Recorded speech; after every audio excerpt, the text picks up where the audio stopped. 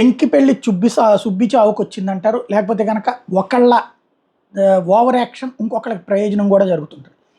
మాల్దీవులు తాజాగా ఈ మధ్యన మతపరమైనటువంటి టర్న్ తీసుకుంటుంది. అందుకే భారత్ ఇజ్రాయెల్ మీదన వ్యతిరేకత పోతూ ఉంది. చైనాని మళ్ళీ దగ్గర పెట్టుకుంటుంది. చైనా చెప్పు చేతల్లో నడుస్తుంది. ఇజ్రాయెల్ సందర్శకుల్ని అక్కడ బ్యాన్ పెట్టినటువంటి నేపథ్యంలో అక్కడ ఇజ్రాయలీ సిటిజన్స్కి ఇజ్రాయెల్ ఎంబసీ ఒక సూచన చేసింది.